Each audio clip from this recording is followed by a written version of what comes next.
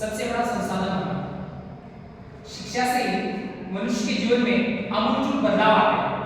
आज हर कोई अभिभावक अपने छात्रों को, अपने बच्चों को बेहतर से बेहतर शिक्षा देने की भरसक कोशिश करता है। क्यों?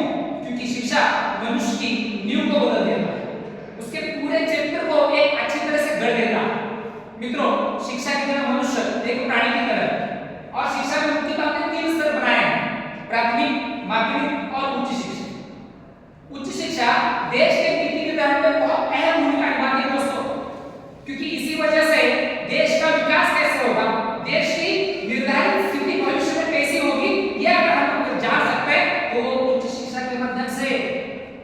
मगर उच्च शिक्षा आज स्वयं सवालों की कठिनाई में पड़ी है। जिस उच्च शिक्षा के माध्यम से हम शोध कार्य, पर्यावरण संवर्धन, सांस्कृतिक संवर्धन, उसके बाद रोजगार निर्मिति, तकनीकी विकास, इन सब के बारे में हम जो बदलाव चाहते थे वो बदलाव आज हमें प्राप्त होता दिखाई नहीं दे रहा है। कहीं ना कहीं हम अपने उद्देश्य से भटक रहे हैं, क्योंकि पिछले 10 साल से 12 साल से कहें इस विषय से हम दूर जाते जा रहे हैं दोस्तों। इसलिए इस मंच पर मैं आपके सामने विषय प्रस्तुत करने जा रहा हूं कि आज की उच्च शिक्षा अपेक्षा भंग। मैं इसे क्यों कह रहा हूं? क्योंकि कई सारे सवाल सामने खड़े हुए हैं। सबसे बड़ा सवाल यह है कि उच्च शिक्षा में जो प्रोफेसर जा रहे हैं, उनके जाने के लिए हमारे सामने रास्ते बहुत कठिन बनाए जा रहे हैं। आज कोई छात्र से ने पीएचडी करने के बाद पाठशाला में जाकर प्रोफेसर होने के लिए जब दरवाजा खटखटाता है, तब उसको बहुत बड़ी डोनेशन की रकम चुकानी पड़ती है। इसके पहले कई सालों से हम जैसे छात्रों ने आंदोलन किया कि भाई आप एक सेंट्रल कमेटी बनाइए जिसके द्वारा आप कॉम्पिटिटिव एग्जाम लीजिए और उसमें से छात्रों को चुनिए। मगर ऐसे कितने साल चले गए, मगर किसी भी छात्रों को इस प्रकार से चुना नहीं गया। आज भी अगर आपको प्रोफेसर बनना है तो आपको 30-40 लाख से अधिक लाख रुपए देकर अपनी जुगाड़ करना पड़ता है। अब बताइए कि अगर अध्यापक की 30-40 लाख देकर डोनेशन देकर अगर पढ़ाने जाएंगे तो वो छात्र को ठीक से पढ़ा पाएंगे क्या? नहीं। और इसका परिणाम ये निकल रहा है दोस्तों कि छात्र, अधिकांश छात्र पाठशाला के नकल के रास्ते पर जा रहे हैं। और बताइए, जो व्यवस्था देश के नीति निर्धारण की जान नहीं जाती है, वो अगर नकल के भरोसे चले तो उस के बारे में क्या ही कहे, हम अपेक्षा नहीं कर सकते। आज आप देख रहे हैं भोपाल में, मैंने देखा एक जगह पर कि सड़कें कैसे बनी है घूमने के लिए 90 एंगल में। भाई ऐसा कोई इंजीनियर है कि जो 90 एंगल में गाड़ी को घुमा सकता है? नहीं ना। तो ऐसे फिर छात्र बाहर क्यों निकल रहे हैं? नकल के भरोसे। तो इसलिए मैं कह रहा हूं स्पष्ट कि आज की उच्च शिक्षा अपेक्षा भंग करने जा रही है दोस्तों। हर वर्ष यूनिवर्सिटी, वर्ल्ड यूनिवर्सिटी रैंकिंग होती है। उस रैंकिंग में हमें लगता था कि कम से कम जेएनयू तो इसमें इस भागों में आएगी, मगर जेएनयू भी इस प्रतियोगिता से बाहर चली गई है दोस्तों। एक भी यूनिवर्सिटी भारत की जो विश्व की कुछ यूनिवर्सिटी की 100 श्रेणी में नहीं आ पा रही है। क्यों? व्यवस्था चरमरा गई है, व्यवस्था पूरी तरह से चरमरा गई है।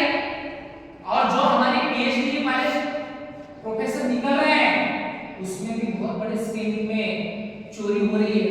मैं स्पष्ट कह रहा हूं, क्योंकि अगर शुद्ध रूप में शोध कार्य किया जाता तो वो समाज विकास के लिए, देश विकास के लिए, पर्यावरण उन्नयन के लिए किया जाता। मगर दुर्भाग्य की बात है, पीएचडी बस एक डिग्री रह गई है, बस एक डिग्री, एक नौकरी पाने की डिग्री। अगर नौकरी पाने के लिए हम कोई व्यवस्था करें तो फिर देश में शिक्षा का विकास नहीं होगा।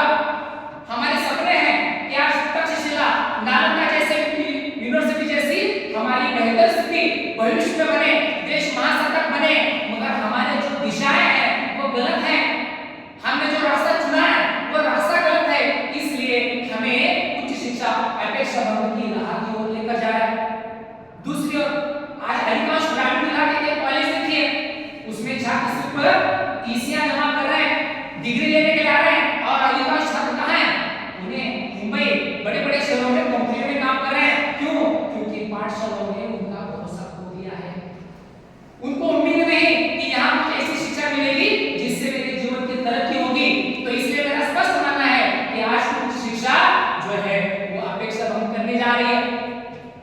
दोस्तों, हर साल पेटेंट के लिए अप्लाई किया जाता है।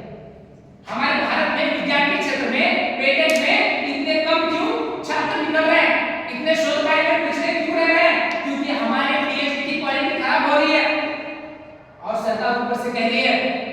बहुत कुछ करने जा रहे हैं।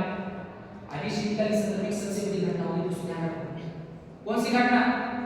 HECL बिल लाया गया, higher education council limited bill है, जिसके तहत अब आगे यूजीसी ग्रांट देने लायक नहीं रहेगी, यूजीसी को बंद किया जाएगा और जो विश्वविद्यालय हैं उनको ग्रांट के भरोसे नहीं रहना पड़ेगा, उनको ग्रांट से नहीं चलना पड़ेगा, उनको लोन से चलना पड़ेगा।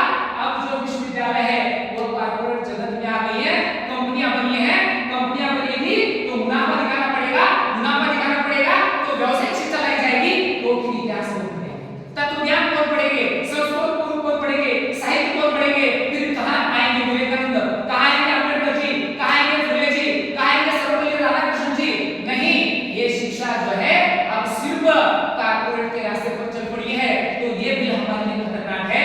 जिस सरकार से उम्मीद कर रहे थे कि हमारे लिए बेहतर हुआ लेकर आएंगे, हमारा भविष्य बेहतर बनाएंगे, हमारा कल बेहतर होगा, वो कल जो है खतरे में है। कोशिश कर फल मिलेगा, कोशिश कर फल मिलेगा, आज नहीं तो कल मिलेगा। मेरा सवाल है ये कब मिलेगा? मेरा सवाल स्पष्ट है कि ये कब मिलेगा? ये मिलने लायक नहीं है दोस्तों। इस विषय में विपक्ष की बात करने वाले मेरे सही मित्र कह सकते हैं कि बड़ी-बड़ी इमारतें हैं, शैक्षणिक संसाधन है, मगर इससे क्या होता है? जहां छात्र नहीं है, जहां पढ़ाने के अध्यापक नहीं है, पिछले 10 साल से भर्ती नहीं हो रही है प्राध्यापकों की, और ये सभी समस्याएं लेकर ये जो उच्च शिक्षा है वो अपने आप में अपने संकट से जूझ रही है। देश की नीति निर्धारण दूर में आज प्रदूषण बढ़ रहा है। तो समय के समापन के घटना को ध्यान रखते हुए मैं मेरे शब्दों को समाप्त करता हूं। यहाँ मुझे इस प्रतियोगिता के अवसर पर बोलने के लिए आप सभी ने अवसर दिया, इसलिए यहाँ के परीक्षक और मेरे सभी पहले अध्यापक आप सबका मैं आभार व्यक्त करता हूं। सर विषय कोणता?